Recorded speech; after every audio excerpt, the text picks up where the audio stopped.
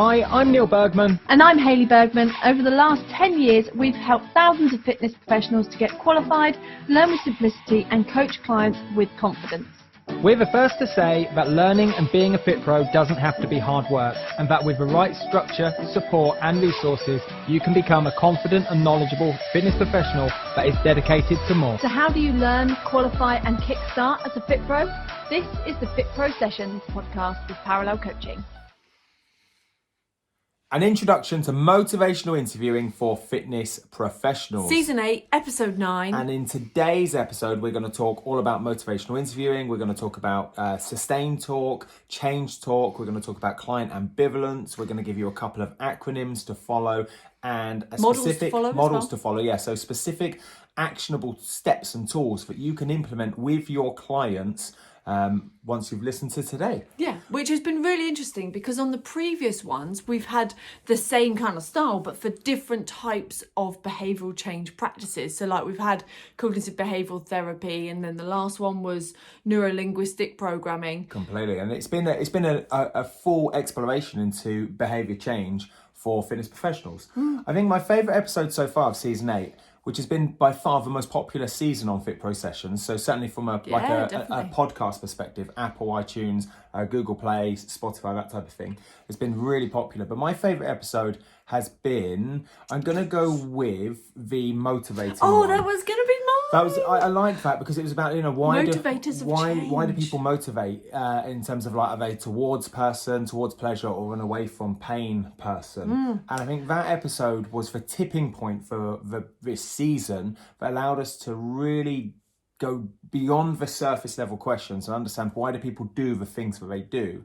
And I think it stacks up nicely for today's FITPRO session all around motivational interviewing, because we're going to start with why people need motivation and kind of resist change. Yeah, exactly. And what is motivational interviewing? What is motivation? Yes, completely. In itself, well, right? let's start there. So, in fact, let's start with a definition of where motivational interviewing came from. Yeah, so we are armed is. with our notes. So I'm going to go first. I'm going to read off my notes. So motivational interviewing is a collaborative conversation style for strengthening a person's own motivation and commitment to change. Ooh, so like the leading authors of nice. this is Miller and Rolnick.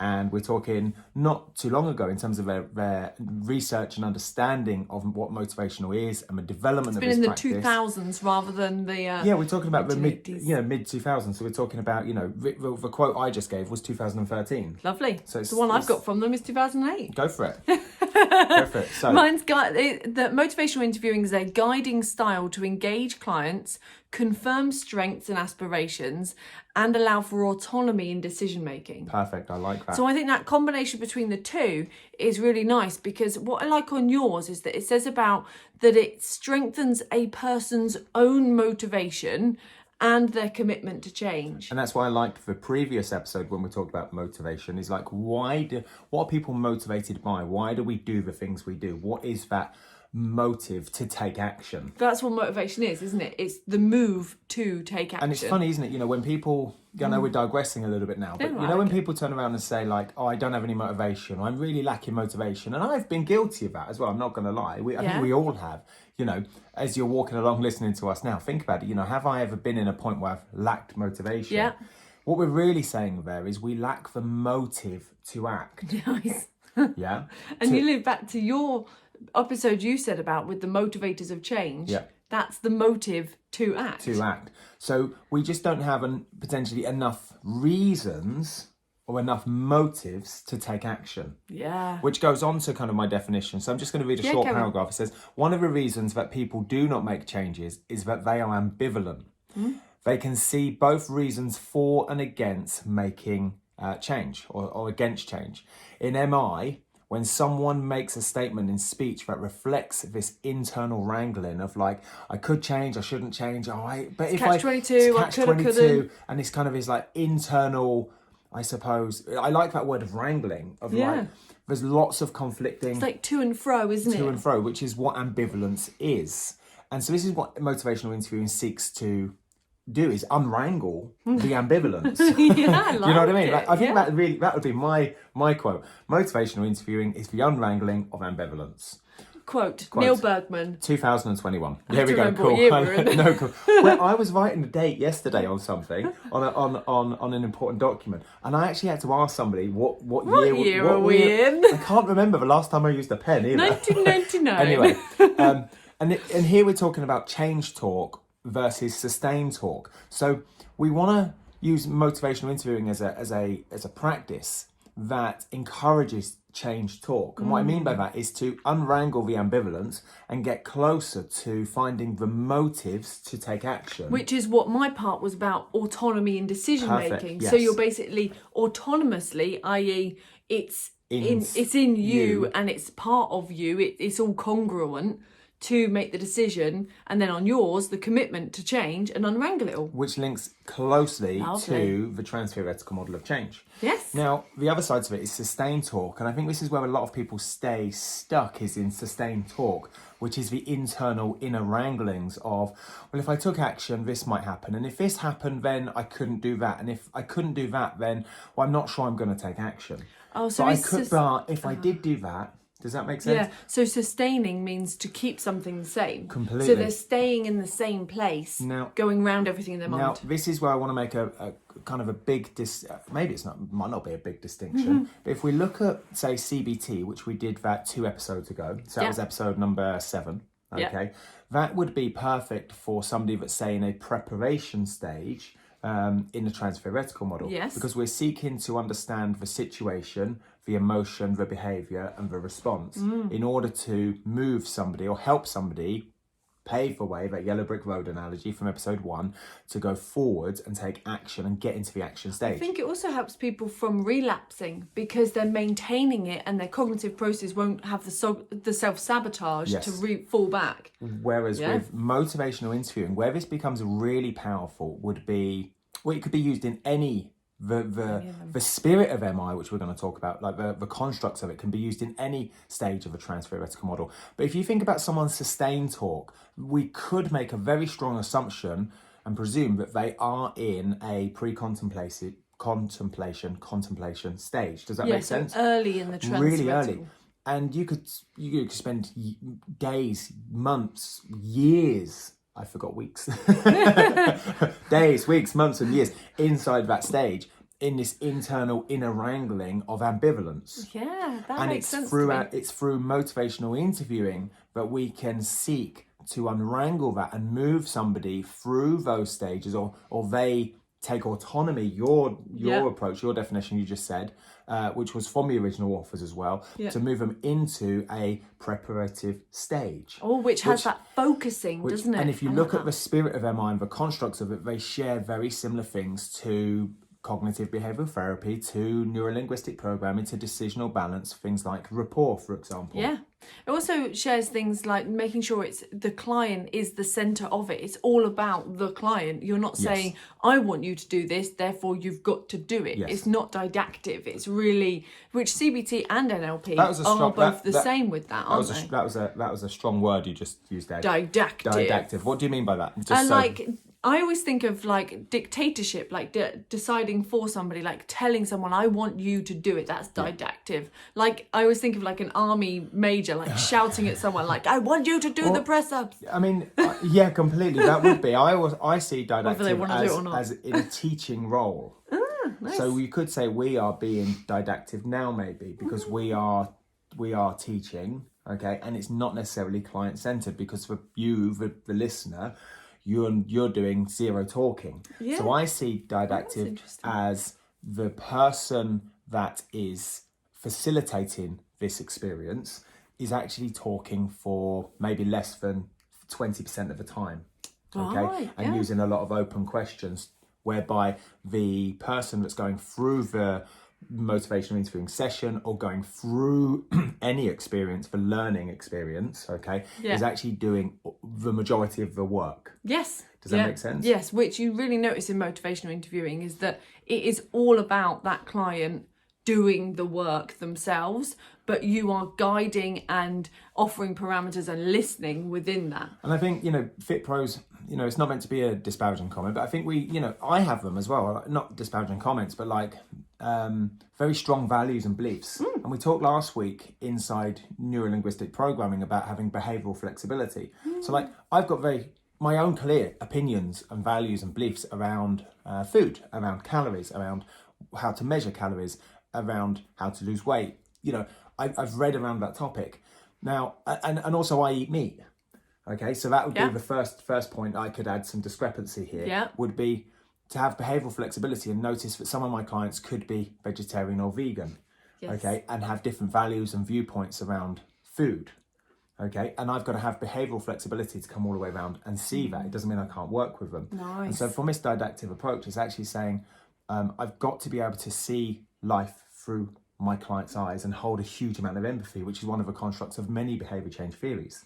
They all overlap massively, don't they? And I like that idea of, we've said about this in some of the early sessions, about it being a toolbox whereby you're not literally just only ever doing CBT or only ever doing NLP or only ever doing motivational interviewing. It's literally like, well, I'm using all of them, the spirit of all of them, really, to get that result that I want with the client, or that the client wants. What I mean is, like, I've got to be able to see life through their eyes and truly empathise with that person. Okay, because if I take this didactic approach, I'm going to be teaching my values and my deep-rooted beliefs on somebody that perhaps doesn't hold my map of the world. So I've got to have that behavioural flexibility and say, well, I've got these principles I'm going to share and guide with you, but only when you're ready. Okay, and ask them open questions and let them guide the way, and not be swayed by my own values, beliefs, and hold zero judgment. And I think that's part of it, isn't it? With that behavioural flexibility you said about, because there's so many multiple ways you can achieve the same outcome, it allows them to guide how they're going to achieve that outcome that they want to achieve. Even though you could educate with some really clear knowledge or principles, they still can take that any way they want. And lead that through. Cool. What's really nice is that this leads on so well to the rules. So you're holding all the notes. So at the moment, I'm like, where do we go next, Hayley? You've got the yellow brick road to this FITPRO session. Yellow brick road. That's why I went quiet. I was like, I don't have any notes. What's next? We're going to talk about the 4 general principles of MI, which I think gives really good context to what it is. What I like about this is the acronym is RULE. I know, so it's like the rule to MI. So RULE.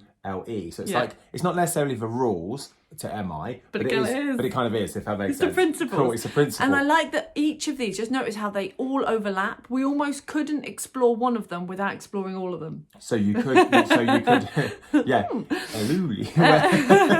It's one thing. It's one thing, cool. So R is to resist the urge to change the client, which is what I was trying to say just a minute ago.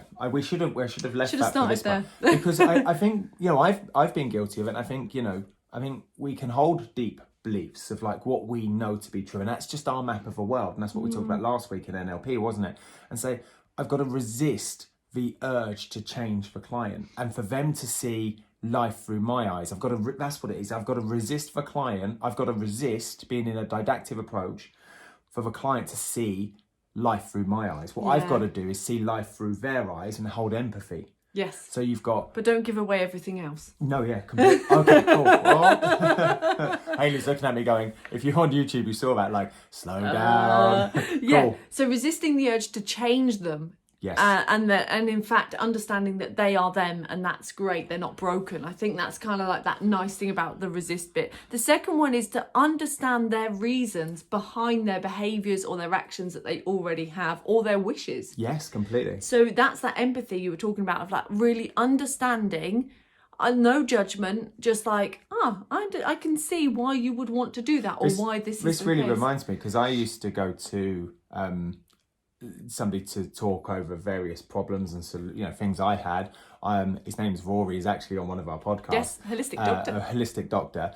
And I remember sitting there on like numerous sessions, and then we'd finally get to a point and he'd just smile at me, and I'd like ask him a question back of why he smiled or where we're going with this. And he was like, I could have told you that many sessions ago. He didn't say it quite like that, but he basically said, like, if I'd have told you that, say 4 or 5 sessions previous, you wouldn't have had the same level of outcome or impact when you've just come to the conclusion and said it yourself. And you could see, like, every now and again there'd be a smile of like, yep, good work. Yeah. Of like, you're heading in the right direction.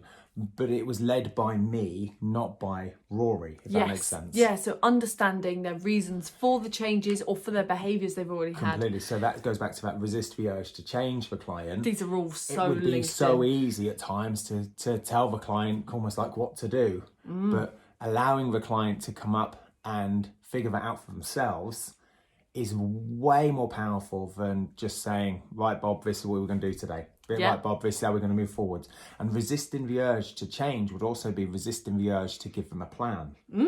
Like, even if you think of this from a nutritional coaching point of view, Yeah. you get somebody's food diary back, you don't just go, right, we're going to change this, this and this. What if you turn around to them and said, looking at your food diary, bearing in mind we're aiming to, let's say, for example, lose weight, what would you want to change? What would you consider to be... What would you change? The alternatives. Yeah. Yeah, completely. What behaviours do you think serve you and which behaviours do you think don't serve you? So this RULE, this rule, so resist the urge to change and understand reasons, actually allows us to formulate questions to ask the client. And this was one of the bits of feedback. I know we're digressing, but it's useful.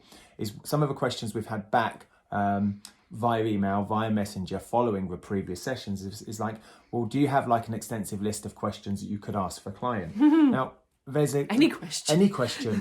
It would be a world-class question based on what the answer's given. Okay, or you might set your client some homework, and like, for example, the food diary, and it comes back in. You've now just been given the opportunity to ask as a whole plethora of questions. There's no right or wrong question you can ask your client. There's only safe and effective. Does it help the client go towards change talk and away from sustained talk and unravel this wrangled up ambivalent state? Of like, the client's stuck, isn't it? You know, the client at the end of the day is stuck. They're with you for a reason. They don't know what they don't know. They don't know what they're doing. They don't know how to plan. They don't know how to count their calories. They don't know how to manage their food. They don't know how to stick with it. They self-sabotage. So what we've got to do is ask them a series of questions. They're going to give us an answer, and then we give them a question based on their answer. Yeah. Now, providing it helps unravel the problem they're wrangling they're struggling with, let's just say self-sabotage, then that's a good question. Yeah, and I think that just shows that it's the questions we ask aren't about us having the right answers or the right questions for them. Yeah. It's actually about us listening to them and where they are, which is the next one. Cool, which is, so you've got R, U, and then L. Is listening is important. So you literally, like you said about being didactic, they're going to talk for 80, 90, 95% of the time. Yeah. They're going to be talking.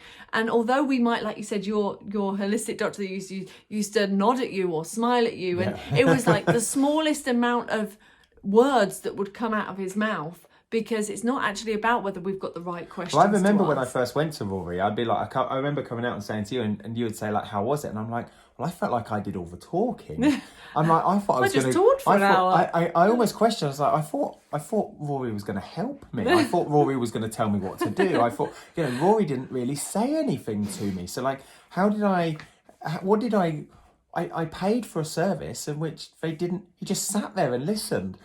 And I was like, but it felt really strange, because I wanted him to kind of like, no, Neale, you're doing this wrong, you're doing that wrong, you're doing this right, and give me some clarity. But actually the clarity came from me and his very uniquely placed questions. Yeah, which I think is often an issue in, say, like the FITPRO world of, if you imagine a consultation, quite often it's a form, isn't it? Yes. And then that form you literally go through and you ask all these questions, but you don't really have time to listen, because you're already queuing up the next question or whatever. But that gap that you can create if you allow enough time to listen allows them to find motivation. On the weekend, we were just in the classroom in our Milton Keynes Academy, and it was a level 2 gym. Okay, so right at the very beginning of the journey for being a FITPRO. But one of the assessments is a consultation. Now, there's a very clear consultation form in the Learner Achievement Pack. But we kind of parked that, and I gave the group a workbook to go through, which was a series of questions that were surface level questions. So even at level 2, we were practicing motivational interviewing. Yeah. We introduced this rule analogy and another analogy called OARS, which I think we've discussed in a previous episode. And we're going to get at the end of today. And so we were practicing, and I used this analogy of saying, right, Imagine a house, okay, and my client is sitting in the house, okay. I could go through the front door, okay, and I could go straight in with the classic consultation of, cool, what's your name, where do you come from, how much do you weigh, what's your goal, let's go. Yeah. Okay, or I could go through the back door and ask a different set of opening questions, okay, that allowed the client to go through a very, I'm going to call it MI spirit, that allows the client to tell me their goal without me ever asking what their goal is. Allows the client to provide information without me ever asking a very explicit question of, for example, what is your ideal weight? What's your average day, for example? So you took the other approach at asking the question. And we talked about this in previous sessions about this sofa, okay? And we said, right, if I look at the front of a sofa, you see one perspective. If you look at the side or the back, it's totally different. It's totally different, but it's the same, right? Yeah. Does that make sense? Same object, different viewpoints. Different viewpoints. And so what I want you to consider is, can I go and get a different perspective? Could I go through the back door of a house and ask a totally different set of questions, even inside a consultation, okay, that might not appear to be of a consultation style, that of we know it, okay, so I haven't got your name filled in, what's your address, what's your date of birth, okay, and develop this MI spirit and get a much better result for the client. What I find really interesting on that is, say, goals, for example. If your client comes back to you and gives you a really shallow goal to start off with, not shallow, I mean like surface level goal, yeah. And then you basically have to change the viewpoint, ask a different question to get deeper into why they want that goal. Imagine if you went just around from a different perspective straight away and just asked a series of questions that elicited that information without having to go through the surface level questions. That's what I like about MI, which is what this one is. So listening, if I change the 6 or 7 letters of listen, 7 letters, I also get silent. So whilst the client is talking, while the client is talking, I'm listening, therefore I'm silent. Yes. That allows me to have non-verbal body language. We've talked about this in episode 5 of this season, of things like nodding, of hand gestures, of then having, short open questions back, or very short summaries, or paraphrasing to gain understanding, to provide evidence for you are actively listening, to then move the conversation forwards. Perfect. And that's what listening is. A really important part of motivational interviewing. And then number E? Number E. Number 4. So we've got RULE. So number E is to empower the individual to change themselves. And what I like about the statement on this is that it talks about that everybody has the power inside them to change themselves. They don't need someone else to do the changing for them. So it's all already inside us. We don't need to seek outside of us. And that's where it becomes an intrinsic motivator to change. And that's why the listening has to take place, and why it's not didactic and they're not basically waiting for you to tell them what to do, because it's already inside them. If you ask the right questions and you just listen, they will work out their own answers, which will become more powerful than if you tell them what to do. Yes. It's like when a kid is learning to do something, if they decide to do it themselves, they're like, genius, this is amazing, this is the best game in the world. But if you force them to do that game, they wouldn't want to play. Completely. I've mentioned this in probably almost every FITPRO session, and I say this an awful lot because I believe it to be true, and it's something I learned doing motivational interviewing in mid-2000s myself, was we learn what we hear ourselves say. And this is that very thing, isn't it? Yes. So number E was is to empower the individual to change themselves. So through talking, okay, I learn what I hear myself say. So if I can go from this sustained talk, unwrangling the very thing I'm stuck on, to change talk, to find all the reasons why I have a motive to act. Yeah. Now I find an internal motivator, and through that talking, I learn to hear what myself says, and therefore I have very positive change talk. I have affirmations, which we're going to talk about very shortly, whereby I start to pick up my self-efficacy. And then we go back to the self-efficacy theory by Bandura, which was episode number 3 or 4 of this. I then have to go through decisional balancing, which is ambivalence in its own right, isn't it? Of saying, like, pros of this, pros of this and cons of that. So at the moment, I've got more in say a pre-contemplative state. I've got more cons to stay where I am than I have pros to take an action. And through motivational interviewing, or this spirit of MI, I tip the balance of this teeter-totter, whereby I've now got more pros to take in action than cons to take in action. And through that conversation, I learn to believe what I'm saying. And therefore, the more I can talk positively, the more I can frame the thing I'm after in a positive sense, I'm only going to lift up my self-confidence, my self-esteem, my self-belief in myself, which is all of the constructs from virtually all of them. Behaviour change theories. Yeah, from NLP, from CBT, they're all in there. It would be it'd be easy to say, right, behind the green screen behind us, obviously it doesn't look like a green screen for you guys. Nice white background. Nice white background. If we had a person that was, say, depressed, we would be able to say, right, well, they're standing there with their stooped shoulders, with a little bit of low back pain, their chin is on their chest, they don't look particularly happy. When I ask a question, I get an open question, I get a closed response. They've got really shallow breathing, they're breathing from their chest, they look apathetic, they don't have any motive to take action. And so their sustained talk, they would be stuck in a self-perpetuating or self-fulfilling prophecy of sustained talk. Which is that ambivalent wrangling. Ambivalent. So it would be easy for this person to find all the reasons to stay where they are. Okay, and when you ask, what could you do? They would find very few reasons to take action. Yeah. Versus the complete opposite to that was, in a very motivating, enthusiastic, non-depressed state, their state changes, their physiology changes, so now they're standing tall, their shoulders are pinned back, their heart's to the sky, they're breathing from a belly, you ask them a question and they come back to you with certainty, with confidence, with significance, with contribution, and they're like, I get it, this is what I'm after, I've got a motive, and these are all the reasons I'm taking action, X, Y, and Z, and they could talk about it all day long. Motivational interviewing is the process of unwrangling that state, the first state I mentioned, and moving towards all the reasons why we have a compelling future. Yes. All the reasons why we could take action. And now we're like, okay, I learn what I hear myself say, and now I believe to be this person. And now we step into, I suppose, a new identity. Yeah.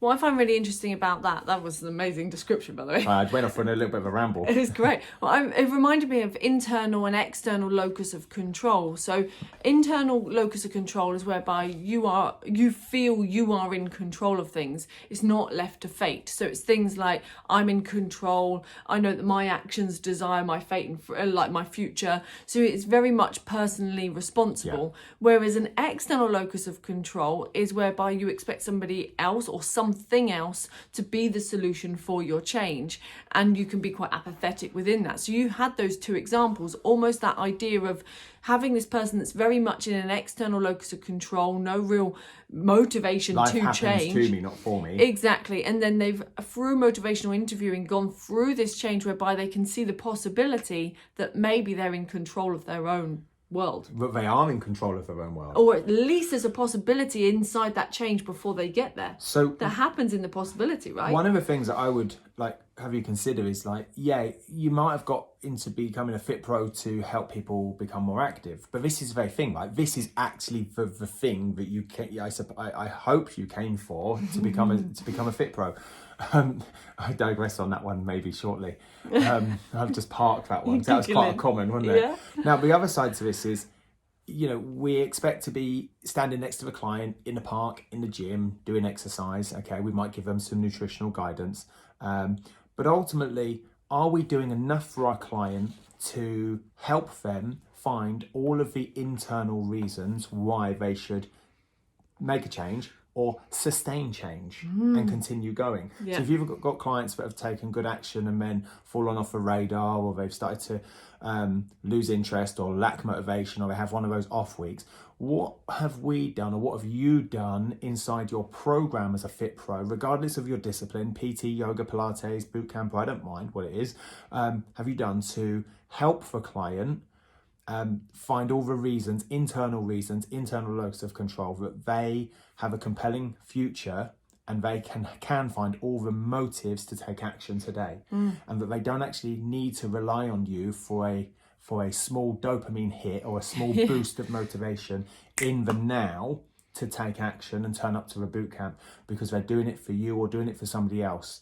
when quite honestly that external motivation at some point could easily be taken away and therefore give all the reasons why they could stop. Yeah. Like, so let's that say, for is example, the motive to change. The motive. Let's say, for example, like they go, I couldn't do this without, the client says, I couldn't do this without you, Neale. Okay. And I'm like, okay, cool. What happens if I'm ill? What happens if I don't know, break a leg and have to take 6 weeks out? Does that mean you stop? Yeah.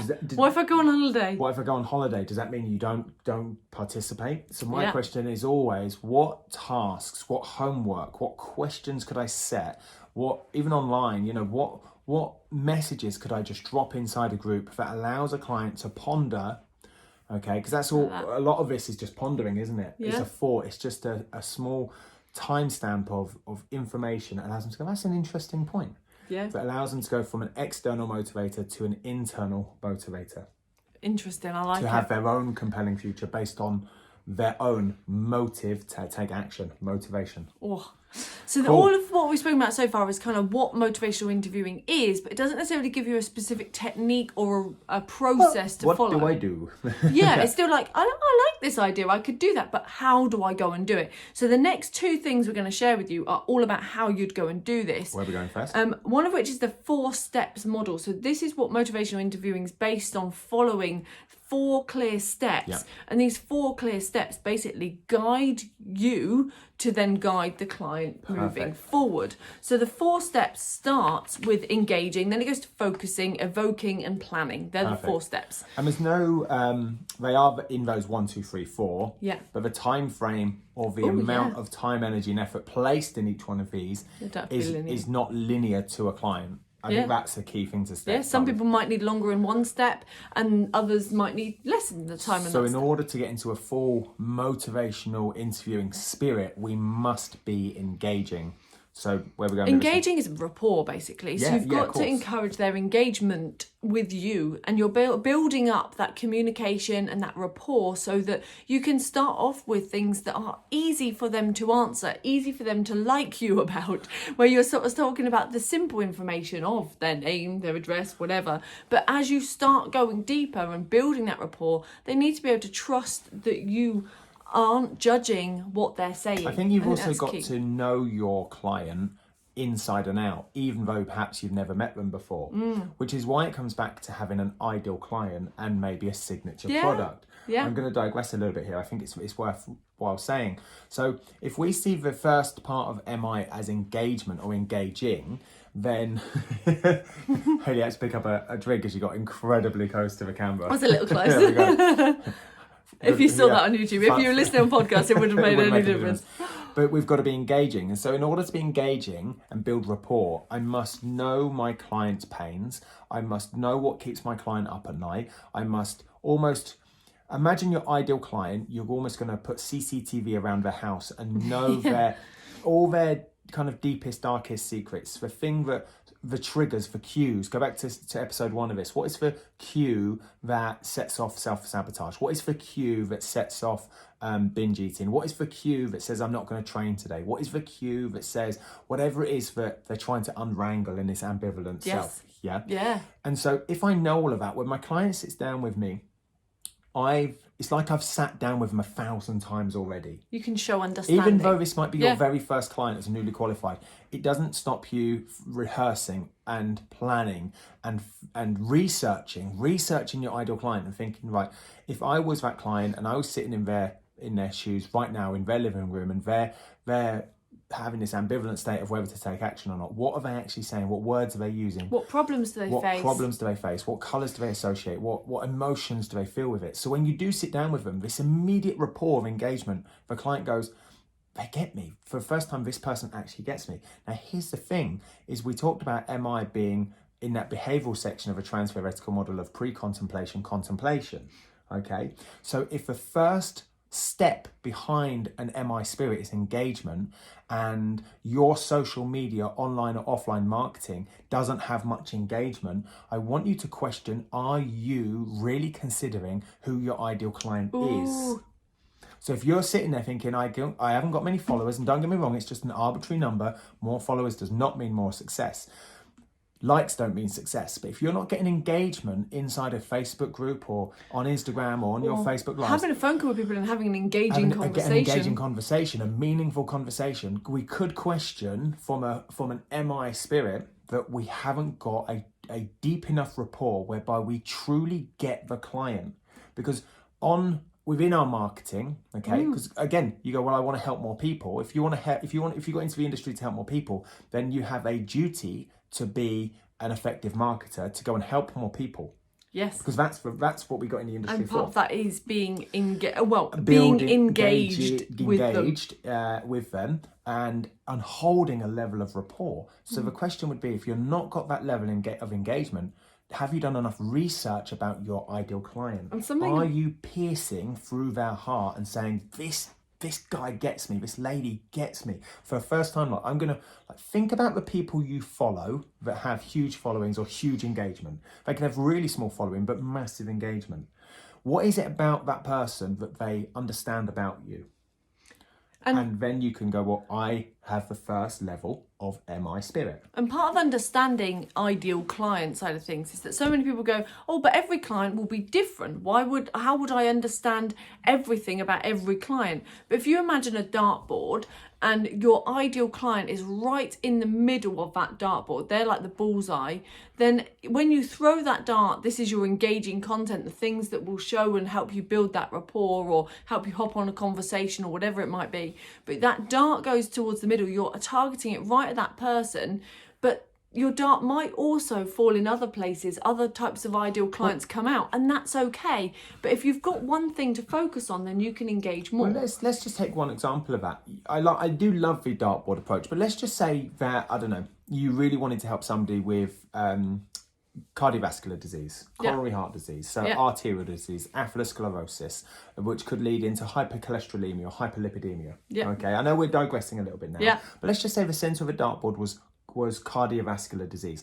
For 7.4 million people a year, okay, are diagnosed or struggle or battle with CVD.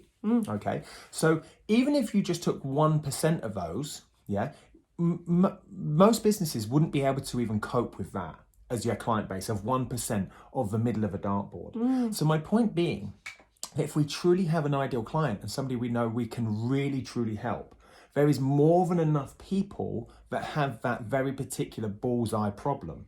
Yes. And therefore, if I become high levels of rapport, high levels of research, I truly get the person that's got cardiovascular disease, that doesn't know what to eat, when to eat, why to eat, but doesn't know how to exercise, why to exercise, and how to exercise, but doesn't know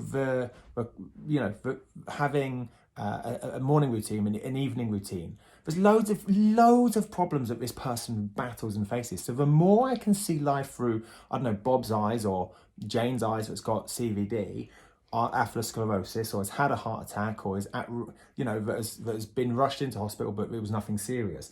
They just go, actually, this person truly gets me. I'm going to go with this person because they have engaging rapport from the outset. Yeah, nice. Versus trying to go, well, there's 66 million people on this island known as England and UK. I'm going to go after everybody, but nobody. Yeah. And it does show that you need to build that engagement, not just pre them becoming your client, like you said about in terms of the marketing and engagement, but you also then need to build that engagement with your client once they become a client. Yes. You can't assume that there's been enough rapport there to go straight into, so why aren't you changing? Yeah, completely. Why aren't you doing what I'm telling you to do? Which is why we would teach like a double consultation approach, whereby the first consultation would be developing know, like and trust, leading into the second consultation, which maybe leads to more objective measurements, for example. Yeah. But it's like in the classroom at the weekend, I use this analogy of dating. Okay, so if you're going to go on a date, you don't turn up to Costa or go out for a meal, and the first questions you ask would be like, so are you after a white wedding, a church wedding? And how many kids do you want? And I was thinking about getting married. Cat or a dog? Yeah, completely. You go in with questions that build up know, like and trust. And you leave that date going, actually, do I want to progress and pursue this further? Yeah. That was engaging. That was enjoyable. Completely. Before you then go and get engaged. Which leads us on to the next one. Yeah, on the next session, which is focusing. Yeah, so focusing is about how you start to agree a direction of travel or on that conversation. So you've done the engaging, which is really about building the rapport, but now you can't just keep sort of talking round and round in circles. Just like when you go on a journey, you put into your sat nav where you're going to go, there is direction to that, and that's kind of becomes the focusing, so that you're starting to pinpoint where it is you might want to go to in this journey, and so that you can build this journey that you're going to take together. And we said about the yellow brick road here, which I think is the key thing. Yes. So you've done the engaging, you started to find out things about them, but then in order to start building the yellow brick road, you need to know where the road is going to go to. What is their Colosseum? And that's their focusing, so that you can be focused on what it is you're achieving here, so that the conversation starts to take some focus. And so I like to see this as like engaging is like cliche questions, interest questions, and then the bridge between engaging and focusing question is a bridge question, and then you've got the focusing question, which is where we want to head towards. So why do you want this? What is it that you want from this? How do you want to do it? Yeah, exactly. And once a focus of the conversation has been established, the conversation can proceed to the next stage. So it's only once you've got focus on knowing where you're going that you can make any traction moving And it's forward. also knowing that we do have a duty of care. I suppose duty of care, is that the right way of saying it? We have a duty as a FITPRO, as a practitioner, to keep the client on track as well. So whilst a responsibility. So whilst for client it's client centered and they can go wherever they want, just know that if we have a destination to go to, which is their goal, then we're going to do our very best to ask questions that only lead us towards that goal. Yeah. But they're going to answer the questions and learn what they hear themselves say to get there. Nice. What we don't want to do is to enter a conversation, have a clear focus, within 2 or 3 minutes have a complete U-turn and a different focus. Well, that could be possible, I suppose. It might take a while to find the relevant focus. So it's not a straight line. So it's a classic kind of like Instagram meme of saying, weight loss is not linear from this weight to this weight. It is a zigzag approach. And MI allows you to do that zigzag approach, but knowing that there is a focus in sight. There is a coordinate that we're heading towards, and we are going to take this yellow brick road, even though it might zigzag its way to get there. Yeah, exactly. There's no straight line formula. And that yellow brick road, remember, is placed down by the client along that journey. Yeah. And your goal is to continually keep the focus wherever you can. Which leads to the next stage, which is evoking. And this is MI in a nutshell, this one. So this is about the open questions that you ask that allow and evoke conversation, they elicit change, and they allow for them to unwrangle that ambivalence. So we go from all the reasons not to take action and find a motive, or I don't have a motive to act, to all the reasons to take action, and suddenly they do have a motive to take action. Yeah. So what you'll find is in the evoking stage, and through open questions, through affirmations, reflective listening, and summaries, which we're going to talk about very shortly. You got them before I did, nice.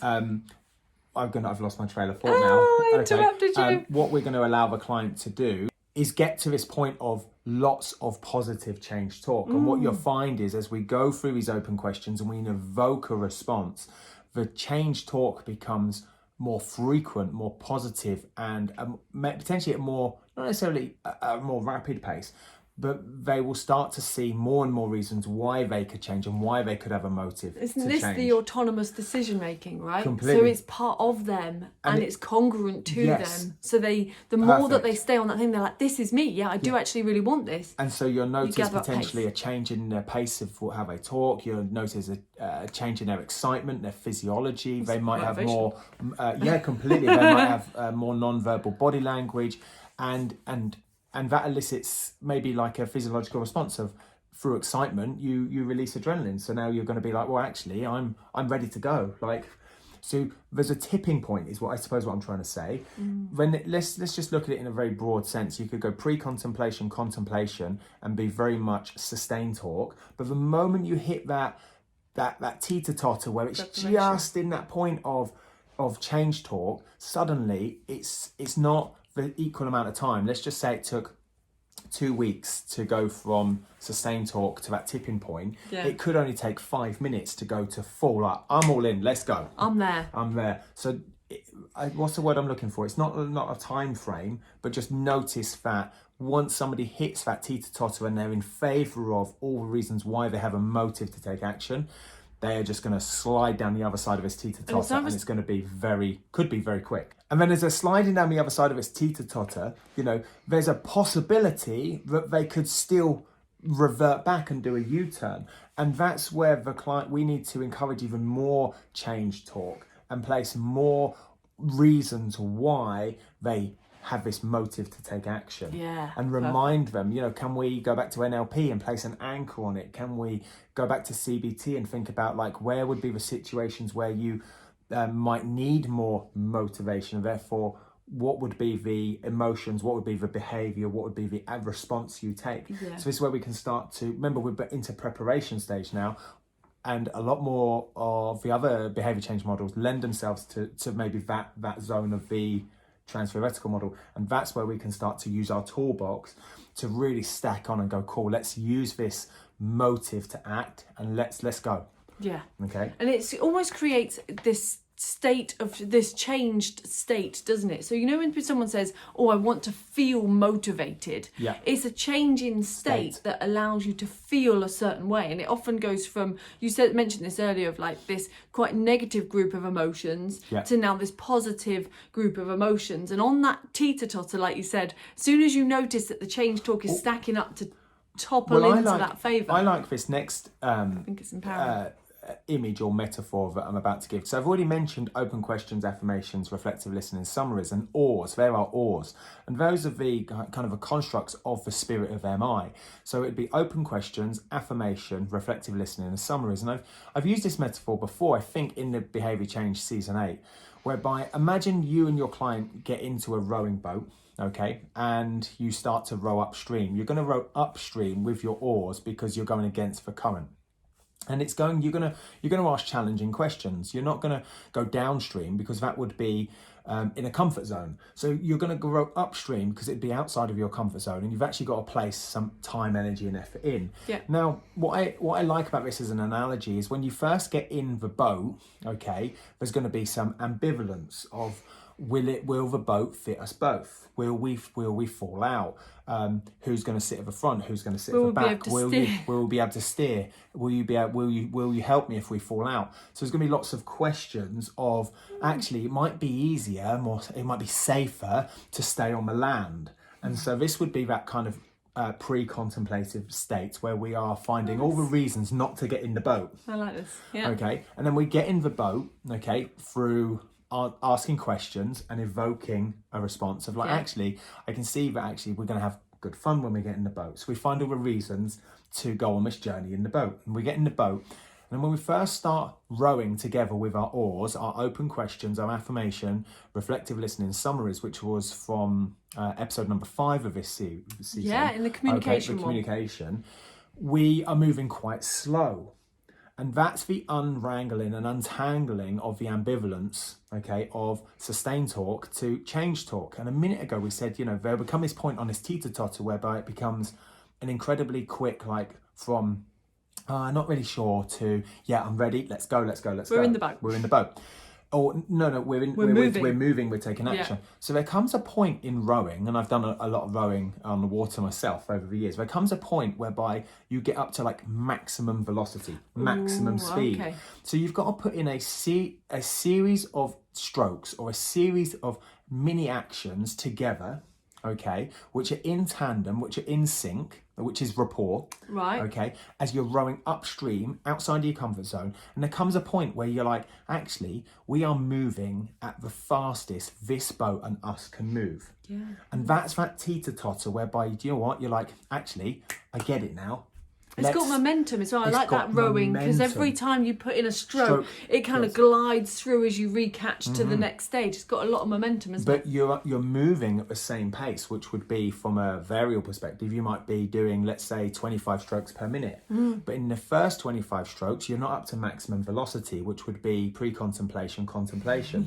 And then in the second minute, you've still only done 25 strokes per minute. The compounding effect of every stroke gets you closer and closer to the end goal. Amazing. But it's not necessarily any more effort. It's just clear, open questions, affirming what they just said and giving positive change talk back, okay, and then being reflective listening, reflective summaries, which could be verbal or non-verbal, and then giving very clear summaries to understand that you understand what they're saying, and for them to correct you or to agree with you. And then do the next set of open questions. And then the next set. So every time you put a stroke in on I'm trying to do a rowing action now. Okay. You go through open question, affirmation, reflective listening, summary. Yeah. And now your first 25 questions, for example, 25 strokes in a minute, you're still unwrangling the ambivalence. The second minute, you're unraveling more sustained talk. The third minute, you're getting close to maximum velocity. You're getting closer to change talk. And then in the 4th, 5th and 6th minute, 10th minute, you're so far up the river that it's just change talk. And it doesn't take any more effort to find a motive, to stay in change talk, to learn what we hear ourselves say, and head towards the destination we're after, which is upstream. I love that analogy of the rowing boat. Love it. Like, I was literally following along, imagining the rowing boat. Yeah, and it makes it easy to comprehend. What I've actually done that with a number of clients is actually talk about that analogy, okay, almost from a get-go with working from them. Yeah. Because you've also got to give them an expectation, because unmet expectations are the fastest road to disappointment. So actually allowing, we learn very well through stories. So actually telling the client the story of that rowing boat, you don't need to drop in all the words of pre-contemplation, contemplate, just you can summarize it, but allowing the client to gain a picture for what's to come, that we are going to row upstream. It is going to be a little bit uncomfortable. I'm going to ask you challenging questions.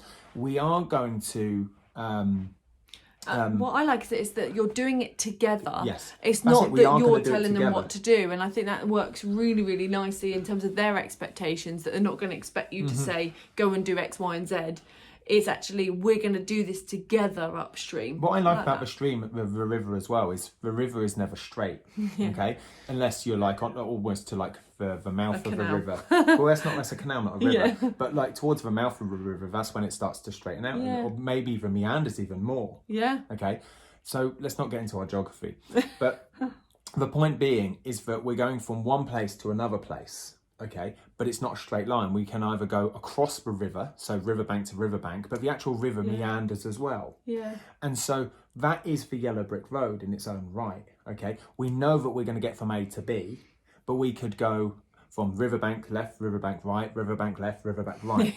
And we could zigzag our way up this meandering river and take the longest course possible. It could be from point A to point B, let's just say 5 miles. But if we zigzag across the river and the meandering, it could end up being 20 miles. Yeah. But that's okay. Just know that every time we put a stroke in, we are in fact getting closer down this yellow brick road or along this river.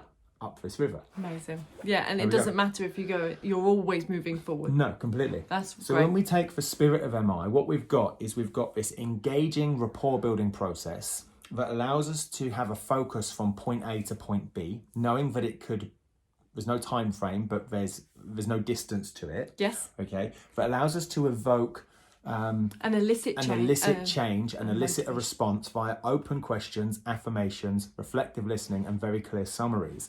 And then that leads us on to the final point of planning. And planning's really interesting, because this is where we go into in terms of understanding what somebody's goal is, like very clearly on the goal. So you've already had some focus, but maybe you might be refining that goal. You might also be refining like small process goals that they're going to do along the way, and the overall plan that sets in place. So you're kind of going, well, actually, this is how we're going to get there. We're planning what's going to happen, not just in this period of time going down this river, but also maybe future journeys that we might plan together as well. Oh. And I find it really fascinating that often when somebody first comes into being a FITPRO, they will think that it's about the planning, but yet this was the last stage and so much has happened before. And yet again, we can turn around and go, exercise is the very last thing to put into plan. It's after that again. As a FITPRO, we potentially join the industry or get going thinking it's all about, well, how many squats do I do, or what type of squat is best, or what exercise works for hamstring. Yeah.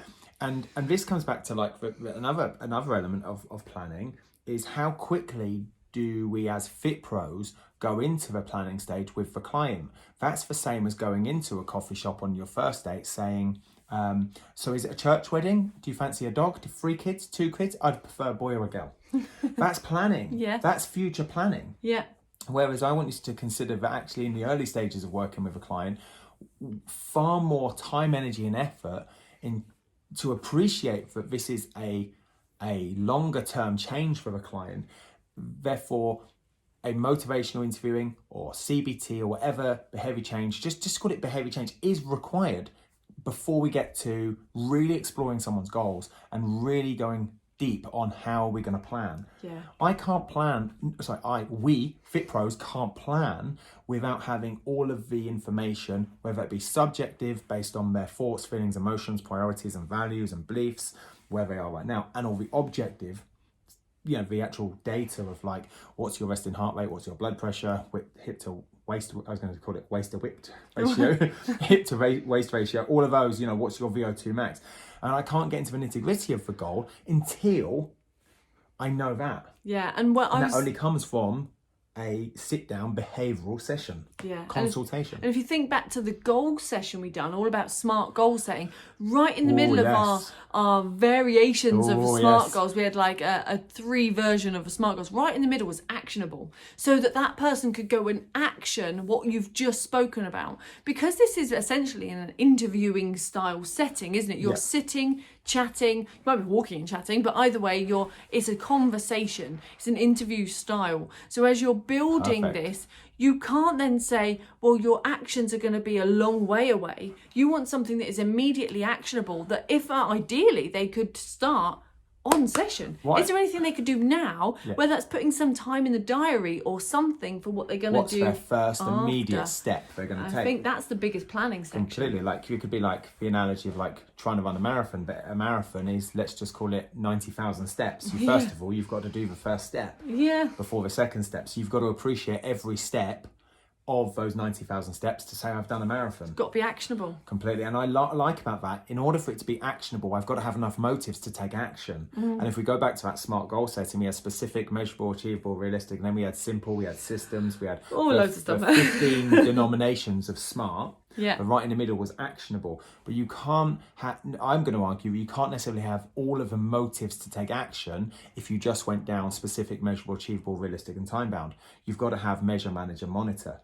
You've got to have relevant, realistic, and reliable. You've now got to have... And that's all autonomous to their decision making, which helps elicit change and motivate. It's like we do have a plan, which is why we have to have notes, because it allows us to refer back. Yeah, because it pulls it all together. It just goes to show that this is a big toolbox, and there's no right or wrong of what tool or where it should be placed.